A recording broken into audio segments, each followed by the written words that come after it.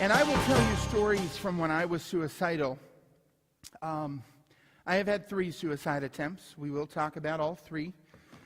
I started working for the American Cancer Society. This was right after I was on tour with America's Next Great Star and Reality Check game show.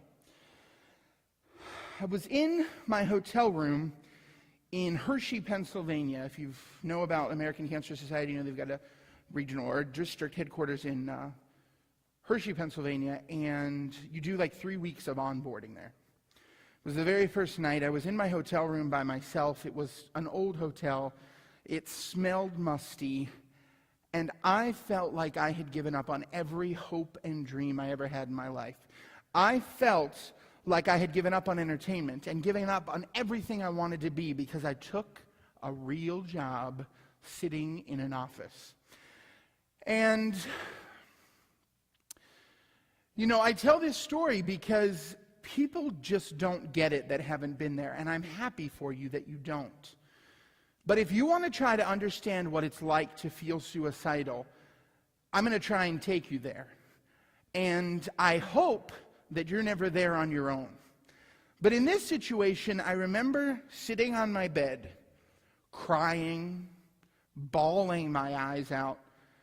I called my second mom, she's a high school nurse where I went to high school, but she's also a really good friend, and I call her my second mom. I remember saying something to her that she later reminded me of. I said, if I had an easy button that would kill me, I would push that button. I didn't want to get muddy or messy with slitting wrists, or I didn't want to take too many pills. I just wanted to be able to push that easy button. And that night, you know, the thought that sent me over the edge, the near thought that almost made me decide that I wanted to take my life in that hotel room was the thought of picking out the clothes I was going to wear the next day. I mean, that's really how simple it can be, folks.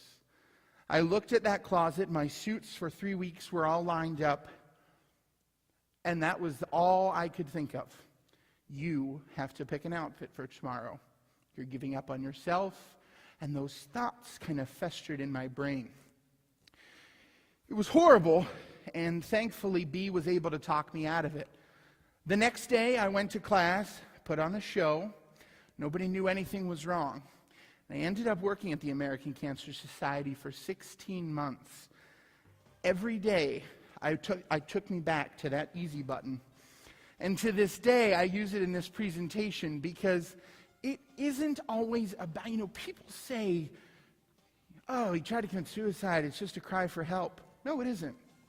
I was in my hotel room, I was by myself, and all I could think of was an easy button. I wanted to die. And I was really successful, but none of that mattered.